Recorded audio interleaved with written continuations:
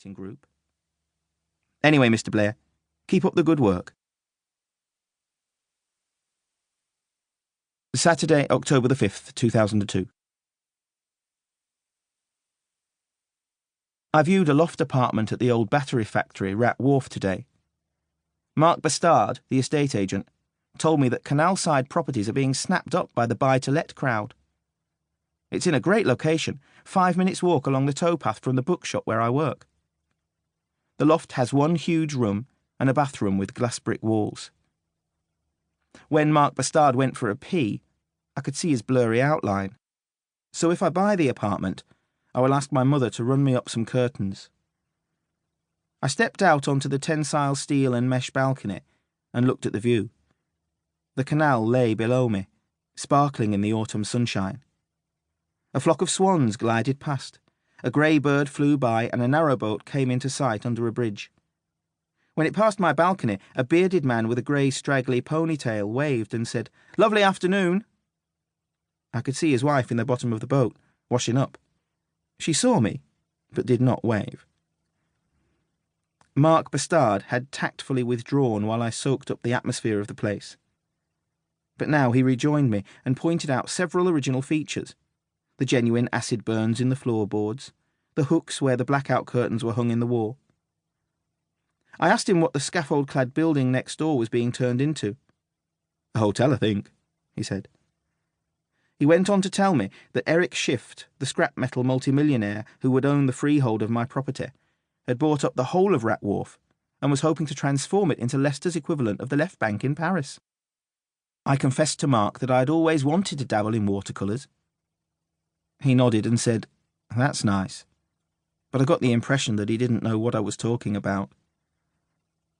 Mark looked around longingly at the stark white wall space and said, "This is the sort of place I'd like to live in, but I've got 3 kids under 5 and the wife wants a garden."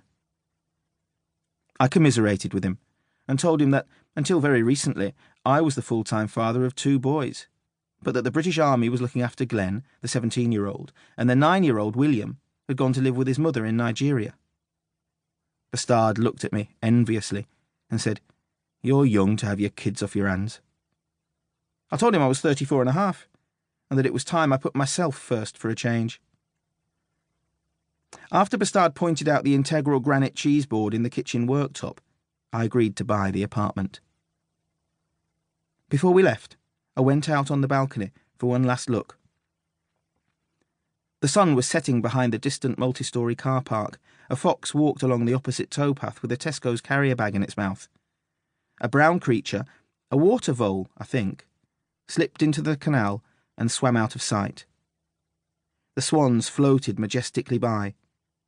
The biggest swan looked me straight in the eye, as if to say, "Welcome to your new home, Adrian." 10 p.m. I went into the kitchen, turned the volume down on the radio, and informed my parents that I would be moving out of their spare room and into a loft apartment in the old battery factory on Rat Wharf in Leicester at the earliest opportunity.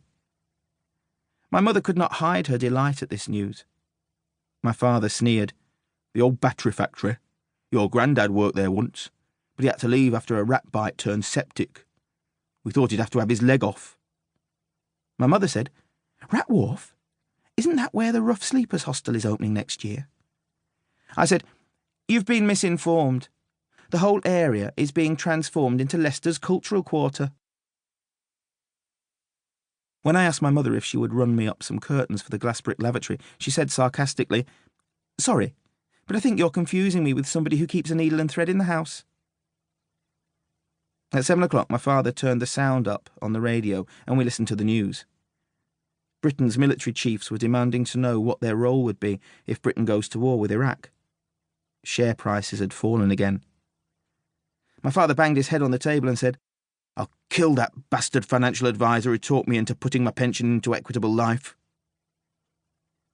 When the Archers theme tune played, my parents reached for their cigarettes, lit up, and sat listening to the agricultural soap opera with their mouths slightly open. They are doing things together in yet another attempt to save their marriage. My mother and father are elderly baby boomers of 59 and 62 respectively. I keep waiting.